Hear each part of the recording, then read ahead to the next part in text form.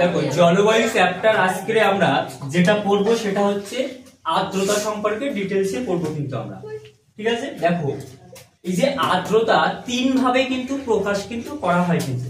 কি কি দেখো দেখে নাও। একটা হচ্ছে চরম বা নিরপেক্ষ আর্দ্রতা, ভালো করে মনে রাখবে। আরেকটা হচ্ছে বিশেষ আর্দ্রতা রয়েছে, আরেকটা যেটা রয়েছে সেটা হচ্ছে আপেক্ষিক আর্দ্রতা। এই বিষয়টা তোমরা বিজ্ঞানের ক্ষেত্রে পড়ে এসেছিলে তোমরা, ডিটেইলসে আমরা আজ পড়বো। এটা প্রথমে যেটা আমরা পড়বো সেটা হচ্ছে কি আর্দ্রতা সম্পর্কে ডিটেইলসে প্রথমে জানবো যে আর্দ্রতা কাকে বলা হয়। কোন উষ্ণতায়, মনে রাখবে, কোন নির্দিষ্ট স্থানে কোন বায়ুতে, কি বললাম, কোন নির্দিষ্ট স্থানে নির্দিষ্ট উষ্ণতায় কোন বায়ুতে যে পরিমাণ জলীয় বাষ্প থাকে সেই জলীয় বাষ্পটাকেই বলা হচ্ছে সেই বায়ুর আর্দ্রতা। তাহলে আর্দ্রতা কাকে বলা হচ্ছে? যে উষ্ণতায় কোন বায়ুতে যে পরিমাণ জলীয় বাষ্প থাকবে সেই জলীয় বাষ্পটাই হচ্ছে সেই বায়ুর আর্দ্রতা কিন্তু। তার মানে আর্দ্রতা আমরা কাকে বলবো? যে কোনো বায়ুতে উপস্থিত জলীয় বাষ্পের যে পরিমাণ সেই পরিমাণটাই হলো সেই বায়ুর কিন্তু আর্দ্রতা। এবার এই আর্দ্রতা নির্ণয় করার জন্য তিনটে আর্দ্রতা আমরা পড়বো। তার মধ্যে একটা রয়েছে চরম বা নিরপেক্ষ আর্দ্রতা, খুব ভালো করে মনে রাখবে। একটা যেটা রয়েছে বিশেষ আর্দ্রতা, আর একটা যেটা রয়েছে সেটা হচ্ছে তোমার হচ্ছে আপেক্ষিক আর্দ্রতা। এবার এই যে তিনটে আর্দ্রতা আমরা পড়বো, আর্দ্রতা পরিমাপের মধ্যে সবথেকে গুরুত্বপূর্ণ বিষয় যেটা সেটা হচ্ছে আপেক্ষিক আর্দ্রতা। এবার এখান থেকে কিন্তু এমসিকিউ প্রশ্ন খুব খুঁটিয়ে খুঁটিয়ে কিন্তু প্রশ্ন হয়, সেইভাবে তোমাদেরকে কিন্তু পড়তে হবে। যেমন দেখো এই আর্দ্রতা পরিমাপ করা হয় হাইগ্রোমিটার যন্ত্রের সাহায্যে, এটা কিন্তু মনে রাখবে কিন্তু। তার মানে আর্দ্রতা পরিমাপ করা হয় কোন এককের সাহায্যে যদি প্রশ্ন দেয় তাহলে উত্তর কি হবে? হাইগ্রোমিটার যন্ত্রের সাহায্যে, মনে রাখবে, আর্দ্রতা পরিমাপ করা হয়। এটা কিন্তু প্রশ্ন হয়। তার মানে যদি প্রশ্ন দেয় আর্দ্রতা পরিমাপ করা হয় কোন যন্ত্রের সাহায্যে তাহলে উত্তর কি হবে? হাইগ্রোমিটার যন্ত্রের সাহায্যে কিন্তু আর্দ্রতা কিন্তু পরিমাপ কিন্তু করা হয় কিন্তু। এইবার দেখো এই যে আর্দ্রতা তো আমরা বললাম তিন ধরনের, কি কি বললাম? একটা চরম বা নিরপেক্ষ আর্দ্রতা, খুব ভালো করে মনে রাখবে, বিশেষ আর্দ্রতা, আপেক্ষিক আর্দ্রতা। এবার আমরা এক এক করে জানবো এই চরম বা নিরপেক্ষ আর্দ্রতা কাকে বলা হচ্ছে। দেখো কোন নির্দিষ্ট উষ্ণতায় নির্দিষ্ট আয়তনের বায়ুতে যে পরিমাণ জলীয় বাষ্প থাকবে সেই জলীয় বাষ্পটাকে বলা হবে চরম বা নিরপেক্ষ আর্দ্রতা। তাহলে চরম বা নিরপেক্ষ আর্দ্রতা কাকে বলবো আমরা? যে নির্দিষ্ট উষ্ণতায় নির্দিষ্ট আয়তনের বায়ুতে যে পরিমাণ জলীয় বাষ্প থাকবে সেই জলীয় বাষ্পটাই হচ্ছে কি চরম বা নিরপেক্ষ আর্দ্রতা। এবার প্রশ্ন কিভাবে হয়? যে প্রশ্ন দেয় যে নির্দিষ্ট উষ্ণতায় নির্দিষ্ট আয়তনের বায়ুতে যে পরিমাণ জলীয় বাষ্প থাকে সেই আর্দ্রতাকে কি বলা হয়? উত্তর কি হবে? চরম বা নিরপেক্ষ আর্দ্রতা কিন্তু বলা হবে কিন্তু। তার মানে চরম বা নিরপেক্ষ আর্দ্রতা কাকে বলা হবে? কোন নির্দিষ্ট উষ্ণতায় নির্দিষ্ট আয়তনের বায়ুতে যে পরিমাণ জলীয় বাষ্প থাকবে সেটাই হচ্ছে কি চরম বা নিরপেক্ষ আর্দ্রতা। এবার আমরা দেখে নেব যে চরম আর্দ্রতা বা নিরপেক্ষ আর্দ্রতা কোন এককের সাহায্যে প্রকাশ করা হয়। দেখো একক যদি বলা হয় কোন এককের সাহায্যে প্রকাশ করা হবে, মনে রাখবে গ্রাম পার ঘন সেন্টিমিটার এককের সাহায্যে কিন্তু বায়ুর এই নিরপেক্ষ বা চরম আর্দ্রতা প্রকাশ করা হয়। এবার কিভাবে? মনে করো এক ঘন আয়তন কোন বায়ু রয়েছে, ঠিক আছে, এক ঘন আয়তন কোন বায়ু আছে। এবার কি বললাম? এটা পরিমাপ করা হচ্ছে, বললাম নির্দিষ্ট কি বললাম আয়তনের বায়ুতে যে পরিমাণ জলীয় বাষ্প থাকবে সেটাই তো আমরা জানি চরম বা নিরপেক্ষ আর্দ্রতা। এবার নির্দিষ্ট কি বললাম? নির্দিষ্ট উষ্ণতায়, ঠিক আছে, নির্দিষ্ট আয়তনের বায়ুতে, আয়তন আমরা পরিমাপ করা হয় কোন একক? আমরা তো জানি ঘন সেন্টিমিটার এককের সাহায্যে। এবার আয়তনের ক্ষেত্রে ঘন সেমি আসছে, আর কি জলীয় বাষ্পের পরিমাণটা গ্রাম এককে প্রকাশ করা হয়। সেই জন্য এই চরম বা নিরপেক্ষ আর্দ্রতায় গ্রাম পার ঘন সেন্টিমিটার এককের সাহায্যে প্রকাশ করা হয়। প্রশ্ন হয় যে এই চরম বা নিরপেক্ষ আর্দ্রতা কোন এককের সাহায্যে প্রকাশ করা হয়? উত্তর কি হবে? গ্রাম পার ঘন সেন্টিমিটার এককের সাহায্যে কিন্তু প্রকাশ করা হয়। এখানে আমরা তাহলে কি বলেছি? নির্দিষ্ট উষ্ণতায় নির্দিষ্ট আয়তনের বায়ুতে যে পরিমাণ জলীয় বাষ্প থাকবে সেটাই হচ্ছে চরম বা নিরপেক্ষ আর্দ্রতা। এইবার আমরা পড়বো, দেখো এই বিশেষ আর্দ্রতা কোনটাকে বলবো? দুটো বিষয়টা একটুখানি আলাদা কিন্তু। এখানে কি বলেছি? নির্দিষ্ট উষ্ণতায়, মুখস্থ একদম করবে না, এখানে দেখবে বুঝবে কিন্তু। এখানে কি বলেছি আমরা? নির্দিষ্ট উষ্ণতায় নির্দিষ্ট আয়তনের বায়ুতে যে পরিমাণ জলীয় বাষ্প থাকবে। কিন্তু এইখানের ক্ষেত্রে একটু কারেকশন করতে হবে। কোনটা কারেকশন করতে হবে? যে নির্দিষ্ট উষ্ণতায় নির্দিষ্ট ওজনের বায়ুতে যে পরিমাণ জলীয় বাষ্প থাকবে। তার মানে এখানে আমরা কি বলেছিলাম, নির্দিষ্ট উষ্ণতায় নির্দিষ্ট আয়তনের বায়ুতে, আর এইখানে কি হচ্ছে, নির্দিষ্ট উষ্ণতায় নির্দিষ্ট ওজনের বায়ুতে যে পরিমাণ জলীয় বাষ্প থাকবে সেটাই হচ্ছে বিশেষ আর্দ্রতা।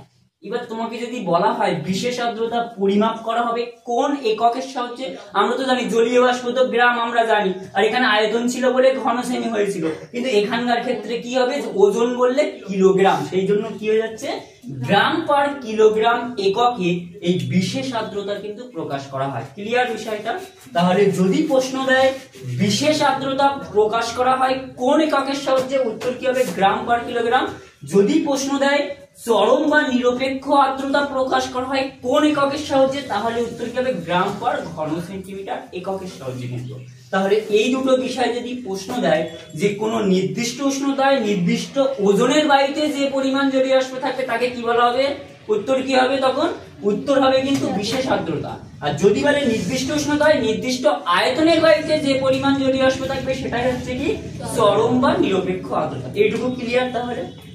তাহলে কোনটা কোন এককের সাহায্যে প্রকাশ করা হচ্ছে, এখান থেকে কিন্তু প্রশ্ন কিন্তু হতে পারে। কিন্তু এইবার যেটা গুরুত্বপূর্ণ বিষয়, যেটা হচ্ছে তোমরা সায়েন্সের ক্ষেত্রে পড়ে এসছো, যেটা এখনো পর্যন্ত বোধহয় মাথায় ঢোকেনি তোমাদের, কিন্তু আজকে দেখবে ক্লাস করার পর এই বিষয়টা একদম ক্লিয়ার হয়ে যাবে। যেমন দেখো আপেক্ষিক আর্দ্রতা কোনটাকে বলা হচ্ছে, তুমি যদি এই চরম বা নিরপেক্ষ আর্দ্রতা জানো তাহলে এই জায়গাটা আরেকটা জিনিস কারেকশন করলে হয়ে যাবে। কি সেটা দেখো, যে এইখানে কি হচ্ছে আপেক্ষিক আর্দ্রতা, মনে রাখবে এই আপেক্ষিক আর্দ্রতা কি করা হয়, দেখো এইদিকে একটু লক্ষ্য করো, নির্দিষ্ট উষ্ণতায় নির্দিষ্ট আয়তনের বায়ুতে যে পরিমাণ জলীয় বাষ্প থাকবে, এটা তো আমরা পড়েছিলাম। এটা মানে কি, এই নির্দিষ্ট উষ্ণতায় নির্দিষ্ট আয়তনের বায়ুতে উপস্থিত জলীয় বাষ্পের পরিমাণ মানে কোন আর্দ্রতা, অবশ্যই নিরপেক্ষ আর্দ্রতা। আর ওই একই উষ্ণতায় ওই বায়ুকে সম্পৃক্ত করার জন্য জলীয় বাষ্পের পরিমাণ, বিষয়টা একটু জটিল হলো এটা নিচেরটা, তাই তো, যে কি ওই একই উষ্ণতায় ওই বায়ুকে সম্পৃক্ত করার জন্য জলীয় বাষ্পের পরিমাণ। এবার দেখো, মনে করো সুলতা প্রতিদিন 100 গ্রাম চালের ভাত খায়, ঠিক আছে, তার মানে 100 গ্রাম চালের ভাত খেলে প্রতিদিন তার পেট হচ্ছে ভর্তি, ঠিক আছে, ভালো করে বুঝবে। এইবার দেখো, ও যদি কোনো কারণে একদিন ও ভাত খেতে বসছে, একদিন ওর বন্ধু কি করলো, ওকে ডেকে নিয়ে গেল, ও কি হলো, অর্ধেক খেয়ে উঠে গেল। তার মানে কি, ও যে 100 গ্রাম চালের যে ভাত খায় সেটা তার খাওয়া হয়নি, অর্থাৎ কিন্তু তার কিন্তু খিদে কিন্তু এখনো রয়ে গেল কিন্তু। তার মানে কি হলো, বায়ুর ক্ষেত্রে কেমন, মনে করো একটা বায়ু, মনে করো এই 1 ঘনমিটার আয়তনের কোন একটা বায়ু রয়েছে, ভালো করে বিষয়টা বুঝবে। এই 1 ঘনমিটার আয়তনের বায়ুর মনে রাখবে জলীয় বাষ্প ধারণ করার ক্ষমতা, মনে রাখবে জলীয় বাষ্প ধারণ করার ক্ষমতা মনে করো 50 গ্রাম, মানে এই বায়ুটার জলীয় বাষ্প ধারণ করার ক্ষমতা কত রয়েছে, 50 গ্রাম। কিন্তু এই বায়ুতে কত গ্রাম জলীয় বাষ্প রয়েছে, মনে করো 40 গ্রাম জলীয় বাষ্প রয়েছে। তার মানে এখানে কোনটা কি হয়ে গেল, বিষয়টা কি বললাম, এই 1 ঘনমিটার কোন একটা বায়ু রয়েছে, মনে করো 25 ডিগ্রি সেলসিয়াস উষ্ণতা, ঠিক আছে। এবার কি হলো দেখো, মনে করো এই বায়ুতে জলীয় বাষ্পের পরিমাণ রয়েছে কত গ্রাম, 40 গ্রাম, এখানে কিন্তু অঙ্ক কিন্তু এটা। আর কি, ওই বায়ু বলছে ওই একই উষ্ণতায় ওই বায়ুকে সম্পৃক্ত করার জন্য জলীয় বাষ্পের পরিমাণ, মানে এই বায়ু হচ্ছে যত গ্রাম জলীয় বাষ্প ধারণ করলে সম্পৃক্ত হয় সেটা হচ্ছে 50 গ্রাম। তার মানে ওপরে কি বলবে, 40 গ্রাম ডিভাইডেড বাই, ভালো করে দেখো 40 গ্রাম ডিভাইডেড বাই কত গ্রাম হয়ে যাচ্ছে, 50 গ্রাম। আর এই আপেক্ষিক আর্দ্রতা পরিমাপ করা হয় শতাংশে, খুব ভালো করে মনে রাখবে, প্রশ্ন হয় কিন্তু যে কোন আর্দ্রতা, এর মধ্যে কোন আর্দ্রতা পরিমাপ করা হয় শতাংশে, উত্তর কি হবে, এই আপেক্ষিক আর্দ্রতা পরিমাপ করা হয় কিন্তু শতাংশে। তার মানে কত হলো, এই আপেক্ষিক আর্দ্রতার পরিমাণ কত হয়ে গেল, এই গ্রাম গ্রাম তো কেটে গেল, তার মানে 50 গুণ কত হলো 100, তার মানে কত হলো আপেক্ষিক আর্দ্রতা 80%, ভালো করে বুঝবে কিন্তু। তার মানে এই আপেক্ষিক আর্দ্রতা কত হয়ে গেল, 80%। এবার এখানে একটা দেখো অঙ্ক আমি দিয়েছি, এটা দেখো যে 20 ডিগ্রি সেলসিয়াস উষ্ণতায় 1 ঘনমিটার বায়ুর জলীয় বাষ্প ধারণ করার ক্ষমতা মনে করো 24 গ্রাম রয়েছে, জলীয় বাষ্প ধারণ করার ক্ষমতা রয়েছে 24 গ্রাম, ঠিক আছে, কিন্তু বর্তমানে ওই বায়ুতে 12 গ্রাম জলীয় বাষ্প উপস্থিত আছে, ওই বায়ুর আপেক্ষিক আর্দ্রতা কত হবে, বের করো, এটা কত হবে, এটা বেরিয়ে যাচ্ছে তো স্বাভাবিক। কি বললাম, 1 ঘনমিটার বায়ুর জলীয় বাষ্প ধারণ ক্ষমতা 24 গ্রাম আছে, কিন্তু বর্তমানে ওই বায়ুতে 12 গ্রাম জলীয় বাষ্প উপস্থিত আছে, কত হবে আপেক্ষিক আর্দ্রতা, বের করে ফেলো, কত হবে মন্ডল, কত হচ্ছে, কোনটা আগে বসবে, উপরে বসবে কোনটা, কত আছে, এই 12 গ্রাম উপরে হচ্ছে না জলীয় বাষ্প রয়েছে, দেখো মানে নিরপেক্ষ আর্দ্রতা তো 12 গ্রাম রয়েছে, ভালো করে দেখো তো জলীয় বাষ্পের উপস্থিত আছে কত 12 গ্রাম, মানে কি এই নিরপেক্ষ বা চরম আর্দ্রতা উপরে, আর তার নিচে কোনটা হয়ে যাচ্ছে 24 গ্রাম, আর ইনটু কত হয়েছে 100, 100 কত হচ্ছে কাটাকুটি করে, তার মানে এর আপেক্ষিক আর্দ্রতা কত হলো 50%, মনে রাখবে। এবার এখান থেকে একটা তথ্য বলে দিচ্ছি, ভালো করে মনে রাখবে, আপেক্ষিক আর্দ্রতা মনে রাখবে দশমিকে প্রকাশ করা হয় না, খুব ভালো করে মনে রাখবে, পূর্ণ সংখ্যায় প্রকাশ করা হয়, কিন্তু যদি দশমিক আসে সেই অংশটা বাদ দিয়ে দিবে তোমরা, শুধুমাত্র পূর্ণ সংখ্যায় কিন্তু প্রকাশ করা হয়। প্রশ্ন হয় যে কোন আর্দ্রতা পূর্ণ সংখ্যায় প্রকাশ করা হয়, উত্তর কি হবে, এই আপেক্ষিক আর্দ্রতা কিন্তু পূর্ণ সংখ্যায় পরিমাপ করা হয়। তাহলে বিষয়টা বুঝতে পেরেছো কিভাবে বের করতে হয় এটা। এইবার এই সম্পর্কিত বিভিন্ন প্রশ্ন কিন্তু রয়েছে, কিন্তু যেমন দেখো এই আপেক্ষিক আর্দ্রতা আবার পরিমাপ করা হয় সাইক্রোমিটার যন্ত্রের সাহায্যে, এটা কিন্তু প্রশ্ন হয় যে আপেক্ষিক আর্দ্রতা পরিমাপ করা হয় কোন যন্ত্রের সাহায্যে, উত্তর কি হবে, সাইক্রোমিটার যন্ত্রের সাহায্যে কি করা হয়, আপেক্ষিক আর্দ্রতা কিন্তু পরিমাপ করা হয়, এটা কিন্তু প্রশ্ন হয়।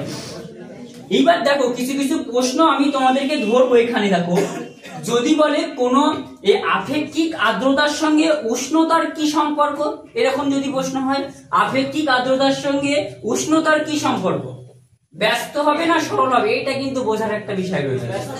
এবার কি হয়, ব্যস্ত কেন হচ্ছে সেটা তোমাকে বুঝতে হবে, কিন্তু ভালো করে দেখো, এই মনে করো 1 ঘনমিটার আয়তনের কোনো বায়ু আছে, মনে করো এতে জলীয় বাষ্পটা রয়েছে, মনে করো 40 গ্রাম জলীয় বাষ্প একদম নির্দিষ্ট রয়েছে। এবার বায়ুর যদি উষ্ণতা যদি বৃদ্ধি পায়, ভালো করে বুঝবে, বায়ুর যদি উষ্ণতা বৃদ্ধি পায় সেই বায়ুর আয়তন প্রসারিত হয় না সংকুচিত হয়, অবশ্যই প্রসারিত হয়। আর এই বায়ু আয়তনে কি এইরকম থাকবে 1 ঘনমিটার, আর থাকবে তার থেকে তো বড় হয়ে যাবে, তার মানে এর জলীয় বাষ্প ধারণ করার ক্ষমতা কিন্তু বাড়বে কিন্তু, ঠিক আছে। তার মানে কি হবে, এই 50 গ্রামটা কি হয়ে যাবে 70 গ্রাম হয়ে যাবে, ভালো করে দেখো এই 50 গ্রামটা কি হবে 70 গ্রাম কিন্তু হয়ে যাবে, কিন্তু মনে রাখবে কিন্তু, তার মানে এই 50 গ্রাম জলীয় বাষ্প ধারণ করার ক্ষমতা ছিল, এটা বেড়ে কত হয়ে যাচ্ছে, উষ্ণতা বাড়লে 70 গ্রাম হয়ে যাচ্ছে। আর মনে রাখবে বায়ুর উষ্ণতা যদি বৃদ্ধি পায় আপেক্ষিক আর্দ্রতা কি হবে, হ্রাস পায়, মনে রাখবে কিন্তু, কি বললাম, বায়ুর উষ্ণতা যদি বৃদ্ধি পায় আপেক্ষিক আর্দ্রতা কি হচ্ছে, হ্রাস পাচ্ছে। কিভাবে, অঙ্ক দেখো, এইটা যদি কি 40 গ্রাম তো জলীয় বাষ্প নির্দিষ্ট রয়েছে, আর এইটা 50 ছিল হয়ে যাচ্ছে মনে করো 60 গ্রাম, মানে একটু বেড়ে গিয়েছে, তার মানে এবার যদি আমরা ভাগ করি তাহলে কি হবে, দেখবে পরিমাণে কিন্তু কমে যাচ্ছে কিন্তু, তাহলে বায়ুর উষ্ণতা যদি বাড়ে আপেক্ষিক আর্দ্রতা কিন্তু কমে যায় কিন্তু, আর যদি বায়ুর উষ্ণতা যদি কমে যায়, বায়ুর উষ্ণতা যদি কম হয় তাহলে আপেক্ষিক আর্দ্রতা বৃদ্ধি পায়। কেন হয়, দেখো এই যে আয়তন ছিল সেটা আরো সংকুচিত হয়, বায়ু শীতল হলে সংকুচিত হবে, তখন এর জলীয় বাষ্প ধারণ করার ক্ষমতা কিন্তু কমে যাবে কিন্তু, তখন আপেক্ষিক আর্দ্রতার পরিমাণ কিন্তু বাড়বে। তার মানে আপেক্ষিক আর্দ্রতার সঙ্গে উষ্ণতার কি সম্পর্ক, মনে রাখবে ব্যস্ত সম্পর্ক, উষ্ণতা বাড়লে কি হবে আপেক্ষিক আর্দ্রতা কমবে, উষ্ণতা কমলে কি হবে আপেক্ষিক আর্দ্রতা কিন্তু বাড়বে কিন্তু।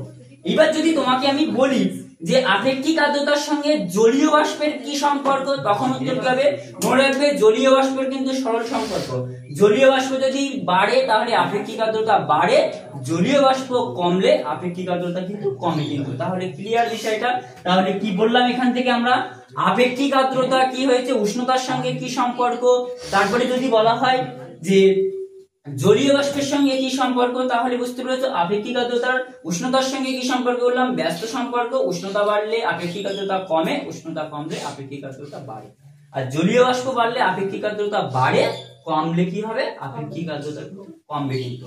এবার দেখো আমাদের যদি প্রশ্ন বলা হয় তোমাদেরকে দিনের কোন সময়, মানে জলীয় বাষ্প একই আছে, দিনের কোন সময় আপেক্ষিক আর্দ্রতা বাড়বে এবং দিনের কোন সময় আপেক্ষিক আর্দ্রতা কমবে, বলতে পারবে কেউ?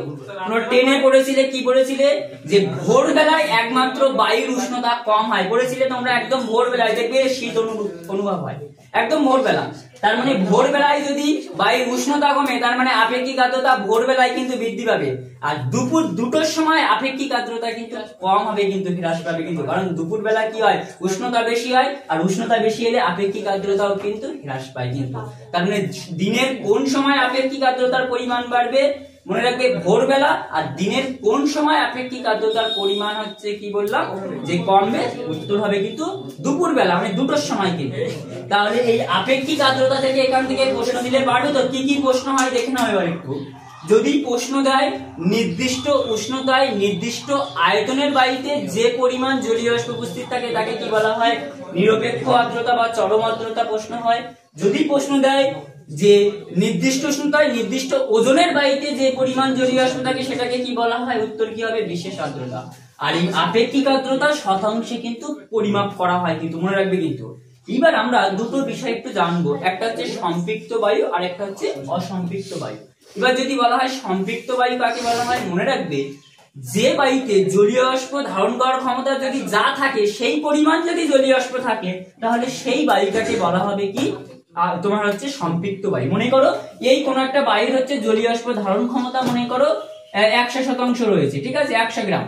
আবার কি এই বায়ুতে আবার জলীয় বাষ্প উপস্থিত রয়েছে 100 গ্রাম, তাহলে এই বায়ুকে বলা হবে সম্পৃক্ত বায়ু। আর যদি কোনো বায়ুতে জলীয় বাষ্প ধারণ ক্ষমতা যা আছে তার থেকে যদি কম পরিমাণ জলীয় বাষ্প থাকে তাহলে সেই বায়ুকে কি বলা হবে, অসম্পৃক্ত বায়ু। এবার ওখান থেকে একটা প্রশ্ন হয় যে সম্পৃক্ত বায়ুর আপেক্ষিক আর্দ্রতা কত, উত্তর হবে 100%। আর অসম্পৃক্ত বায়ুর আপেক্ষিক আর্দ্রতা কিন্তু কম হয়। কিন্তু ক্লিয়ার বিষয়টা? তাহলে সম্পৃক্ত বায়ুর আপেক্ষিক আর্দ্রতা 100% হবে আর অসম্পৃক্ত বায়ুর আপেক্ষিক আর্দ্রতা কি হবে, কম হবে। কিন্তু তাহলে এই জায়গা থেকে ক্লিয়ার, এই আর্দ্রতা থেকে প্রশ্ন দিলে পারবে তো, যে কোনো প্রশ্ন দিলে। তাহলে এখানে ক্লাস শেষ করলাম।